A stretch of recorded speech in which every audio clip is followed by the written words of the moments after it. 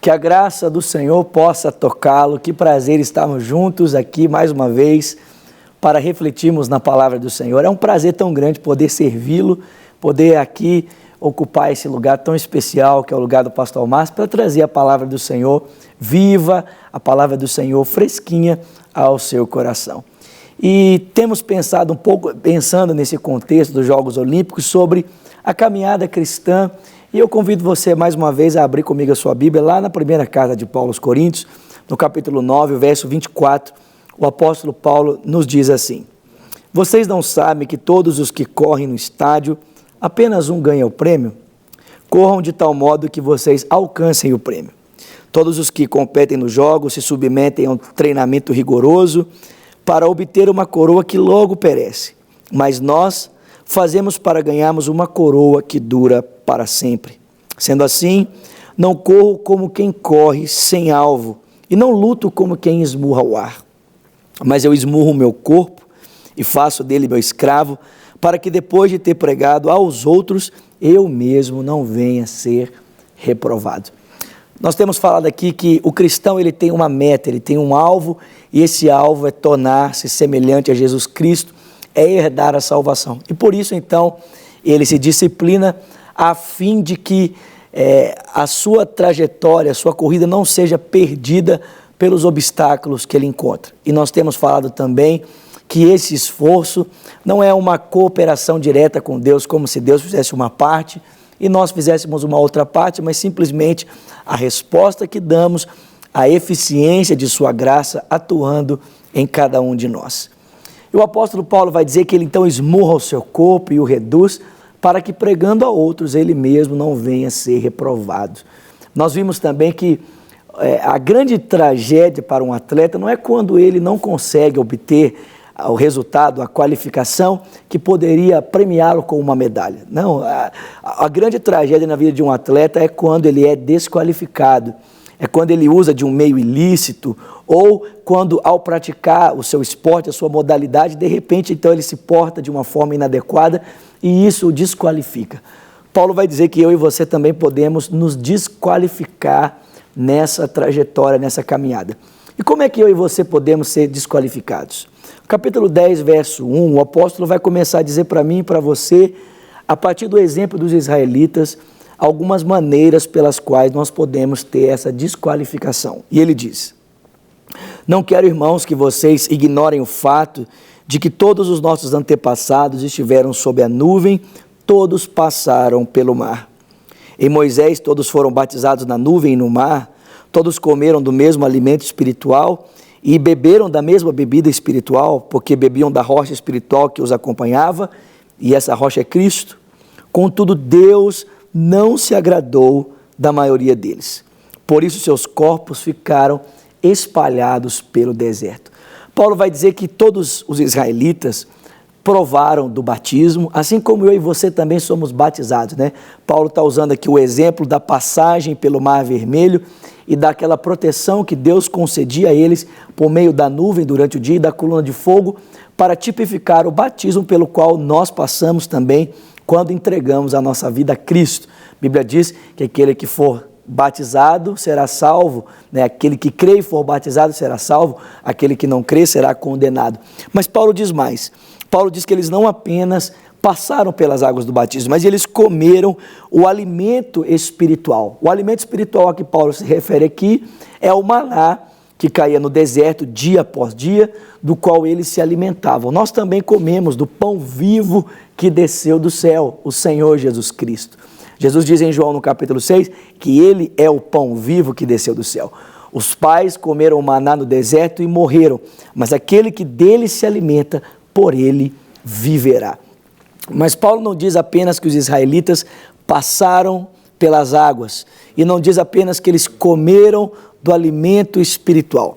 Paulo também vai dizer algo muito interessante. Paulo vai dizer que eles beberam da rocha espiritual que os acompanhava, e essa rocha é Cristo. O apóstolo vai dizer para mim e para você algo muito interessante, que aquela água que eles beberam tipifica o próprio Senhor. Você deve se lembrar que por 2 momentos os israelitas beberam da água. E é tão interessante que na Midrash judaica, que é o comentário que os judeus fazem a respeito da Torá, no Talmud, eles vão dizer que literalmente uma rocha acompanhava os israelitas.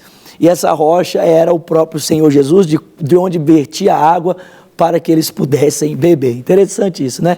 Mas eles beberam. Moisés vai dizer que por 2 momentos, eles, quando não tinham água, em um momento falou a rocha Moisés e a rocha fendeu água.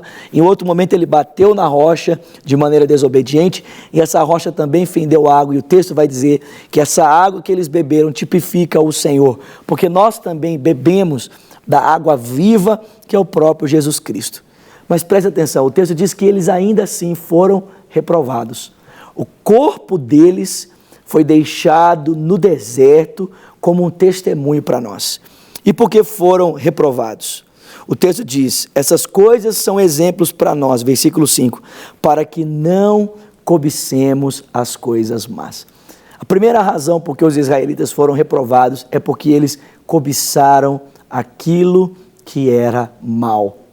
E a gente pode ver isso de uma forma muito clara quando a gente olha para o livro do Êxodo, quando a gente olha para o livro de Levítico, para o livro de Números e também para o livro de Deuteronômio, que compõem esses 4 livros que fazem parte ali do Pentateuco, os livros escritos por Moisés. O texto diz que por vários momentos os israelitas murmuravam contra Moisés e contra Arão, porque eles tinham saudade do Egito. Eles olhavam para trás e eles tinham saudade da cebola do Egito. Eles tinham saudade da carne do Egito. Eles murmuravam contra a terra que Deus havia concedido a eles. E por quê? Porque eles estavam cobiçando as coisas más. Eles olhavam para trás e eles ainda desejavam aquela vida. De alguma forma, parece que os israelitas haviam se esquecido que no deserto, que no Egito, eles haviam sido escravos, que aquela comida que havia sido oferecida a eles era comida concedida aos escravos. Mas o texto bíblico diz que agora, caminhando por um lugar de libertação, ainda que esse lugar fosse desfavorável, desconfortável, eles estavam livres e comendo do alimento que Deus estava provendo para eles. Mas o texto diz que ainda assim, eles olhavam para trás e pensavam, eu tenho saudade do meu passado. Eu tenho saudade daquele lugar em que eu era escravo e daquela comida que era me dada como escravo. E nós também podemos proceder dessa forma. Preste atenção, é verdade que a vida cristã, ela traz para mim e para você determinadas dificuldades, porque apesar de estarmos caminhando em liberdade, estamos caminhando por um deserto, estamos caminhando por um lugar hostil, e apesar de talvez não estarmos comendo, aquela comida tão desejada para nós, que nos será oferecida no grande banquete na Nova Jerusalém, nós estamos comendo do alimento que Deus está provendo àqueles que foram libertos. Deus está nos alimentando de Cristo, mas por um momento eu e você também podemos agir como os israelitas.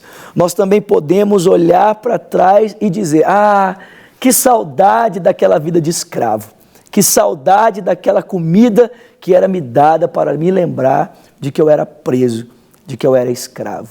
A primeira razão por que os israelitas foram reprovados é porque eles tinham saudade das coisas más. Que Deus possa me ajudar e te ajudar a nos livrarmos das lembranças e do amor às coisas do passado, do mundo, para que possamos prosseguir a carreira que Ele tem proposto a cada um de nós. Quero deixar com você o nosso contato 3429-9550 e que você possa ligar para nós. Queremos ajudar você, queremos orar por você e lembrar que amanhã, se Deus quiser, continuamos aqui falando sobre esse assunto, sobre a importância de prosseguirmos na nossa caminhada ao lado do Senhor Jesus. Que Deus te abençoe ricamente e até o nosso próximo encontro aqui, se Deus quiser, no Profetizando Vida. Até lá. Para receber todas as novidades do canal, inscreva-se e se curtir o vídeo, clique em gostei. Aproveite para acompanhar a Rede Super nas redes sociais.